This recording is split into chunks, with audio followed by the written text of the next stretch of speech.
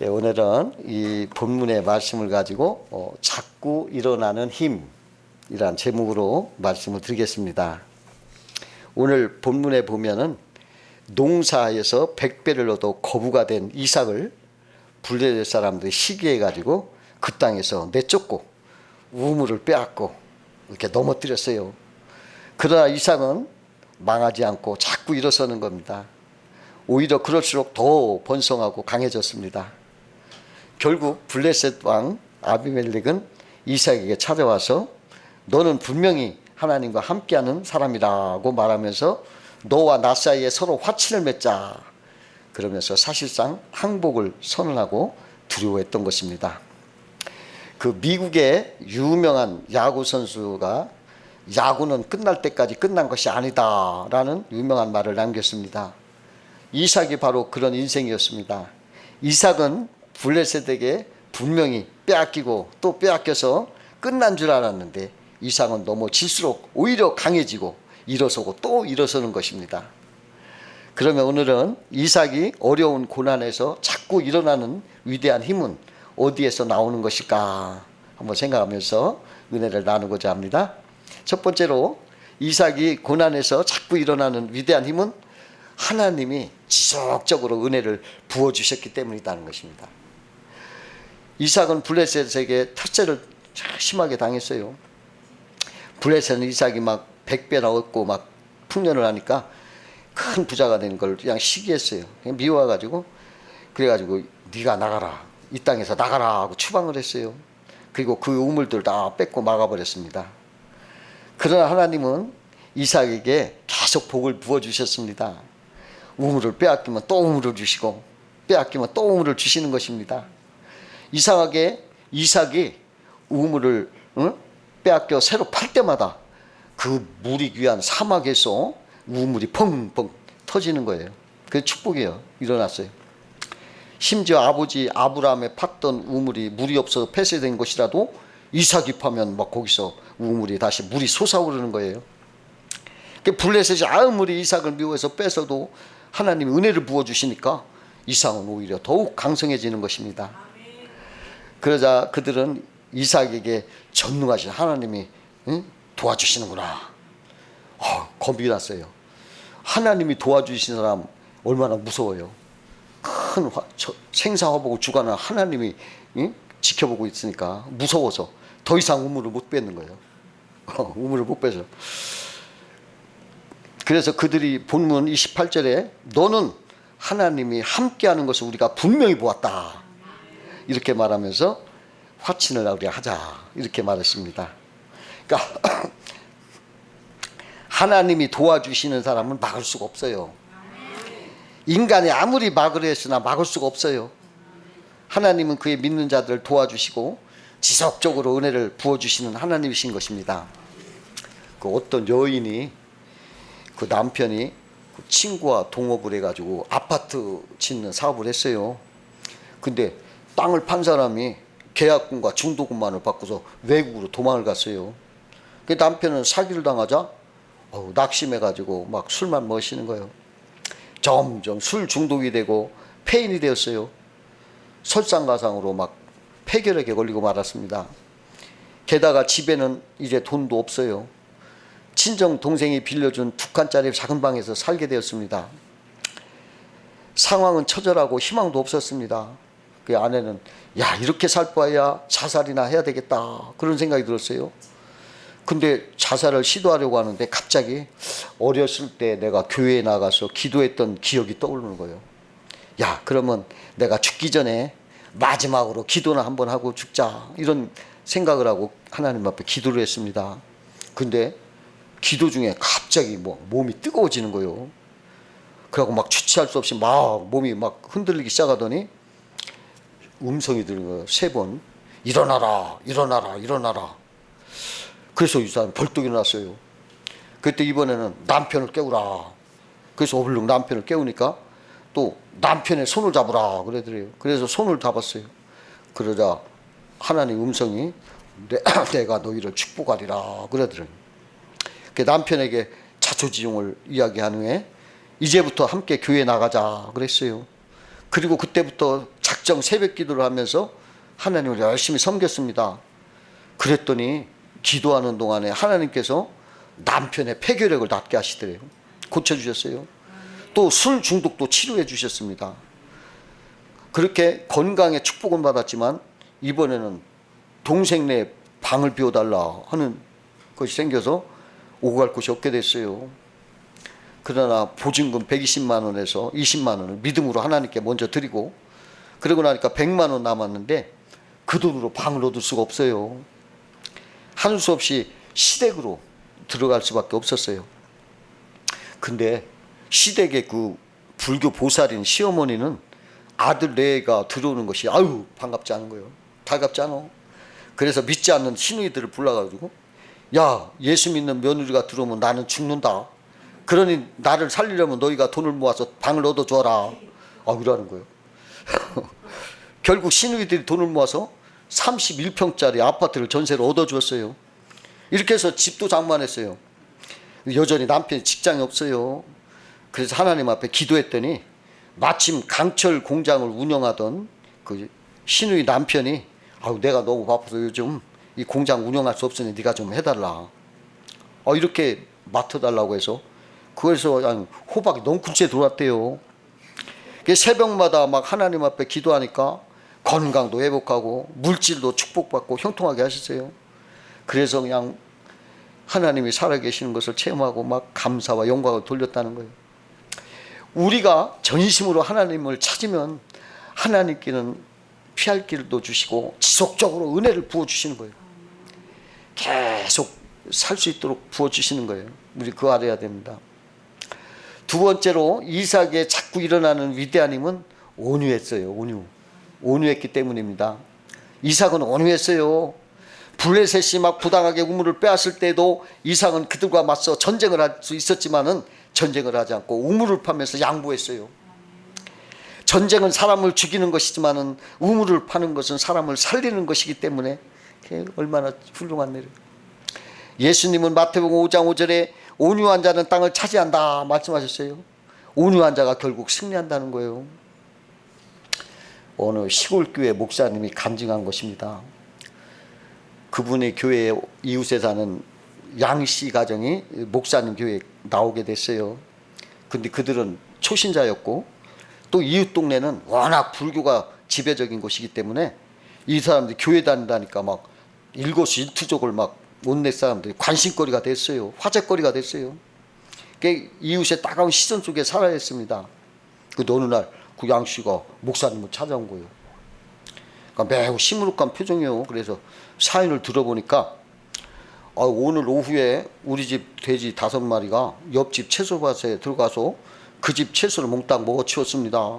그게 손해배상을 해주려고 했더니 옆집에서 손해배상으로 당신들 돼지 5마리 다 달라. 이렇게 하더래. 너무 지나친 요구에 화가 나서 싸우려고 하는데 이러지 말고 한번 목사님께 여쭤보자 하고 온 거예요. 어떻게 하면 좋겠냐고 물어보니까 목사님 무슨 말을 해줄까 이렇게 생각하다 입을 열었어요. 그 옆집 사람은 형제님을 시험해 보려고 그러는 것 같습니다. 그 사람은 형제님이 마구 흥분하고 화내기를 바랄 거예요. 그렇게 되면 예수 믿는 사람이 얼마나 형편없는지 온 동네 사람에게 보여줄 수 있으니까요. 그러니까 그렇게 하지 못하게 하려면 그가 원하는 것을 모두 다 주십시오. 큰 손해를 입었더라도 걱정하지 마십시오. 하나님이 더 많은 것을 갚아주실 것입니다. 양씨가 막 고민을 하더래요.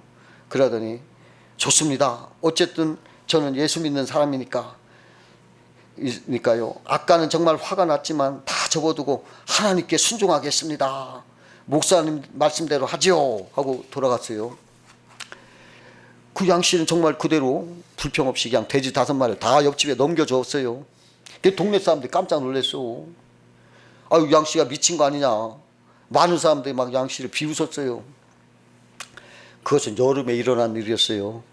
목사님 그 사건을 까맣게 잊었었는데 낙엽이 몰려간 가늘날 어느 늦은 밤에 양씨가 목사님 방문을 막 두드렸어요. 목사님 밤늦게 죄송합니다. 꼭 드릴 말씀이 있어서요. 전에 제가 목사님 말씀을 따르기는 했지만 사실 속으로 굉장히 분했습니다. 그래서 옆집 사람이 앉아서 오랫동안 잊지 못하고 있었습니다. 근데 오늘 점심에 엄청난 일이 벌어졌습니다. 글쎄 옆집 황소 7마리가 우리 집 밭에 실컷 뜯어먹고 있는 것입니다. 쟤는 의심할 수밖에 없었습니다. 근데 옆집 사람이 그걸 보고 양심의 가책을 받았는지 저한테 와서 난처한 얼굴로 양씨 어떻게 배상해야 할까. 처음 생각했던 그 황소 7마리를 냅다 끌고 싶었습니다. 하지만 목사님께 먼저 여쭤봐야 할 것 같아서 이렇게 달려왔습니다. 목사님, 이제 제가 이겼지요? 그렇죠. 돼지 5마리에 황소 7마리라니. 목사님 말씀대로 하나님은 정말 제가 이런 것보다 더 많이 주셨습니다. 그렇지 않습니까? 양씨 얼굴은 막 커다란 이익에 얻게 되는 기대감으로 막 빛나더래요. 그러나 목사님은 그 기대를 저버릴 수밖에 없었어요. 사랑하는 형제님, 형제님은 예수 믿는 사람입니다. 악을 악으로 갚지 마십시오. 안 갚음을 하려는 마음을 버리시고 그분에게 용서하는 마음을 보여주십시오.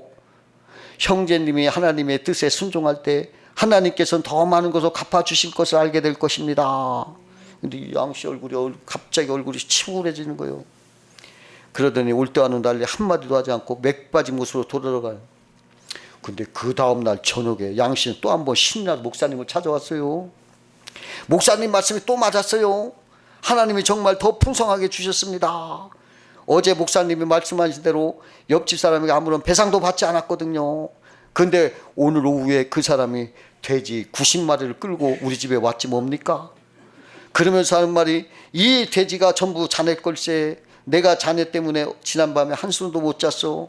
지난 일로 무척 화가 났을 텐데 황소를 한 마리도 안 달라고 하니까 그게 이상해. 그래서 그걸 생각하느라고 머리가 다 빨개질 것 같아. 자네 돼지가 낳은 새끼 18마리씩 다 합해서 90마리 전부 데려왔어. 다 가져가게. 그리고 이제부터 우리 잘 지내보세. 양씨는 애기치 않는 이야기를 듣고 그냥 흥분해서 목사님께 뛰어온 거예요. 생각해보세요. 벼랑간에 이렇게 많은 돼지 데려간 것도 굉장하지만 지금까지 옆집에서 그놈들 전부 키우고 먹이고 그 사료값 얼마입니까? 정말 하나님은 제게 손해본 것보다 훨씬 더 많이 주셨지 뭡니까? 이제 저는 확실히 하나님을 믿습니다. 그렇게 말하더래요. 온유한 마음으로 참고 인내하면서 말씀대로 행할 때 하나님의 은혜가 부어져서 전화위복에 승리할 수 있었다는 거예요. 여러분, 온유한 사람이 이기고 땅을 차지한다 말하는 거예요. 그 중국의 유명한 노자라는 분은 상창이라는 스승에게서 도를 배웠어요. 그 노자는 스승이 숨을 거두기 직전 스승을 찾아가서 사부님께서 세상을 뜨시기 전 제게 마지막 가르침을 주십시오 하고 부탁하자 상창은 얼마 동안 노자의 얼굴을 이렇게 보더니 입을 이렇게 열고는 내 이빨이 있느냐? 없습니다. 그렇게 대답하니까 다시 상창은 내 혀는 있느냐? 물었습니다. 노자는 예, 혀는 있습니다.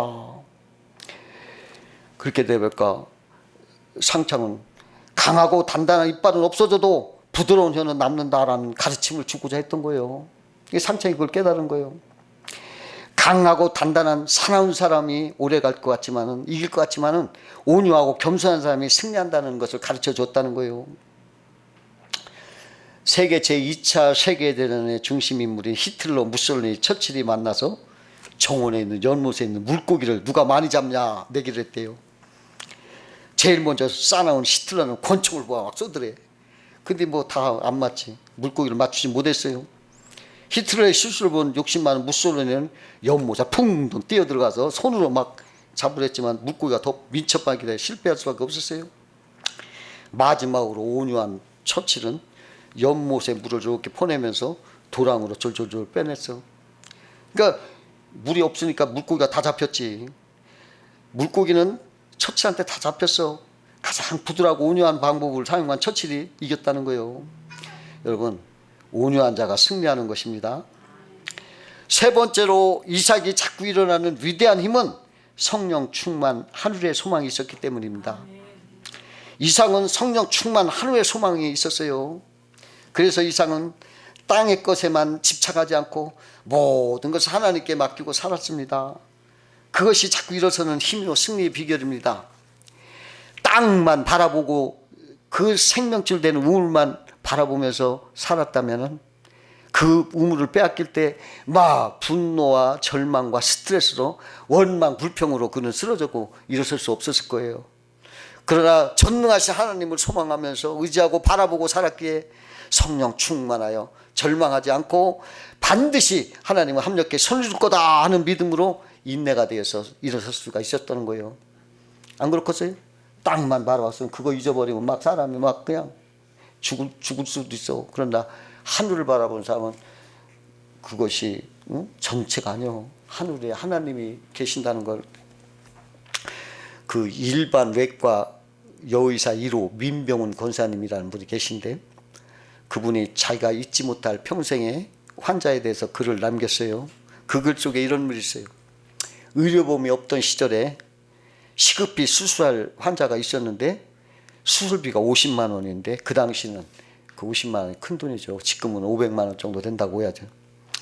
근데 그분이 돈이 없으니까 그 남편이 아유 내가 다음날 아침까지는 틀림없이 수술비를 가지고 올 테니 우선 입원이라도 시켜주시오. 통사정을 해서 그렇게 하라고. 그리고 나서 이제 저녁에 이렇게 병을 이렇게 도는데 그 내가 대화를 나누는 걸 들어봤더니 남편이 여보 당신 죽어야 할 것 같아 그러는 거예요. 이게 무슨 말인가 하고 이렇게 가만히 들어보니까 그 환자와 남편은 예수님을 신실히 믿는 사람들이었는데 돈이 있는 친척을 찾아갔던 모양이에요. 근데 그 사람들이 네가 예수를 믿지 않겠다고 약속해라. 그러면 돈을 빌려주겠다. 이렇게 말하는 거예요. 그 말에 남편이 너무나 고민을 하다가 도저히 예수님을 50만 원에 팔 수는 없다 하는 거예요. 그래서 빈손으로 병원에 들어와서 아내에게 당신 죽을 수밖에 없네 그랬던 거예요. 그 말을 듣는 아내도 잘하셨어요. 예수님을 돈으로 팔다니 그건 말도 안 돼요. 집으로 가요. 천국 갈 준비나 할게요. 그래서 남편에게 오히려 고마워하더라는 거예요. 권사님은 죽음을 눈앞에 두고 이렇게 굳건한 믿음을 가진 두 사람 앞에 고개가 숙여지고 너무 안타까워서 나중에 돈이 생기면 갚으라고 한 후에 수술을 해줬대요. 근데 수술이 잘 되어서 그 아내 되는 분은 건강한 몸이 되었는데 몇 개월 후에 선물을 들고 부부가 찾아와서 의사 선생님 수술비 드리러 왔습니다. 감사합니다 하더라는 거예요. 그들이 하늘의 소망이 있었기 때문에 죽음도 두려워하지 않고 일어설 수가 있었다는 거죠. 그 두 아들을 둔 과부가 있었는데 어느 날 큰아들이 막 고열이 나더니 막 헛소리를 막 하는 거예요. 막 약을 사서 해도 뭐 백약이 무효요. 근데 마을 예수 전도인이 이렇게 오는 걸 보고 막 지푸라기를 잡는 심정으로 무조건 내 아들이 지금 죽어가고 있으니 와서 살려주십시오 하고 막 했더니 이분이 집으로 와서 아들을 다 붙잡고 얼마나 간절히 기도하는지 진액을 다 빼는 것 같았어요. 근데 그 결과 놀랍게 이 아이가 열이 내리고 밥을 달라 하더니 밥을 먹고 나가 놀더래요. 그래서 이분이 예수를 믿기 시작했는데 그 죽은 남편이 그 가문의 장손이었기 때문에 제사를 많이 드렸었는데 이제 과부가 예수 믿는다고 나 제사 안 드린다 그러니까 그 문쪽이 다 일어나서 너희가 제사 드리는 것 때문에 너희 집에 준 문중의 땅을 다 내놓으라. 그거 다 빼앗고 내쫓는 거예요. 그때 내가 제사 드리겠습니다 하면 되는데 예수님을 의지하고 그냥 전부 내놓고 대구로 나와서 안 해본 것 없이 열심히 살면서 두 아들을 공부시켰어요. 이 큰 아들은 고등학교 영어 선생이 됐고 작은 아들은 큰 회사 팀장이 되었습니다. 권사님이 대신 지금 그때 자기가 한 일이 너무 잘했다 이렇게 간증을 하는 거예요. 그때 돈 몇 마지기 때문에 먹고 살려고 예수를 버렸다면 나와 자식들은 어떻게 되었을까 아찔하다 하면서 예수님만이 나의 전부요 나의 소망이요 나의 천군만마보다 더 귀하다 하고 간증을 하더라는 거예요. 여러분 이 하늘의 소망이 굉장한 거예요. 어느 분이 사업을 하다가 실패해서 10억 원의 돈을 빚졌어요. 날마다 사방에서 빚쟁이들이 몰려와서 돈을 내놓으라고 막 아우성이요. 그에게 돈을 빌려준 사람 가운데는 친한 친구도 있었더래요. 살 수도 죽을 수도 없는 그는 고가도로 밑을 지날 때는 도로가 좀 무너져 내려앉아 내가 여기 깔려 죽었으면 이렇게 해갖고, 자동차를 타고 갈 때는 야, 이 자동차가 교통사고로 나서 내가 죽었으면, 차라리 내가 죽으면 이 모든 괴로움에서 벗어날 수 있으리라. 그냥 죽기를 원했대요. 얼마나 괴로운지. 이렇게 깊은 절망 가운데 있는데 어느 친구 한 사람이 전도를 해가지고 교회에 나오게 됐대요.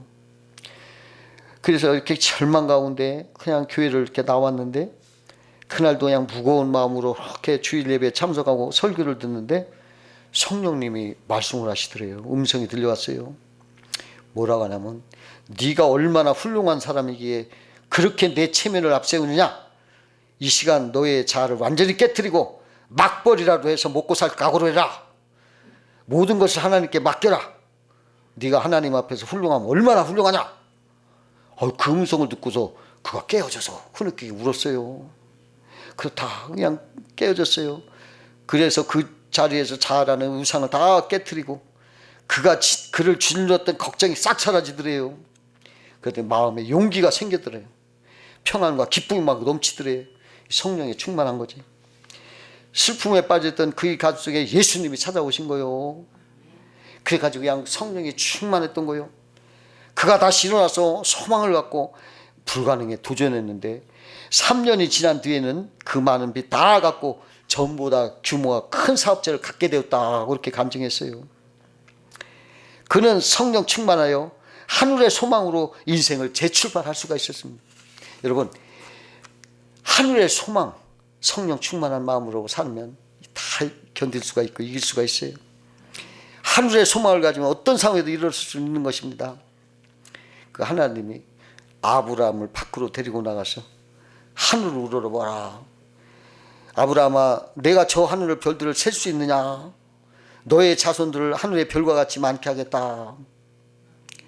그날 이후 밤만 되면 아브라함 밖에 나가서 아이고 하나님, 그 말씀대로 이루어질 줄 믿습니다 하고 소망을 가지고 늘 벌을 바라고 있었어요.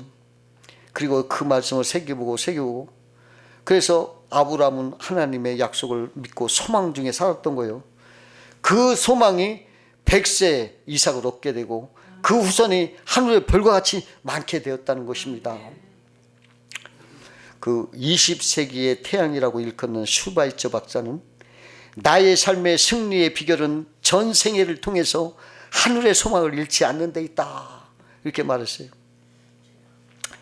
예수 믿어 하늘의 소망을 가진 사람은 성령 충만하여 어떤 일을 앞에 막는다 할지라도 하나님의 약속 말씀을 붙잡게 되고 영원한 소망 가운데 살아갈 수 있고 오뚜기처럼 자꾸 일어나는 것이 소망을 가진 사람인 뜻입니다. 여러분, 우리들도 하늘의 소망, 예수님의 복을 붙잡고 살면은 어떠한 경우라도 여러분 승리할 수가 있어요. 하나님이 전능자가 도와주시고 주님이 함께 하시고 그 말씀을 붙잡고 살면은 여러분들은 다시 일어날 수 있는, 자꾸 일어날 힘을 얻게 되는 것입니다. 그렇게 사시기를 주의 이름으로 축원합니다.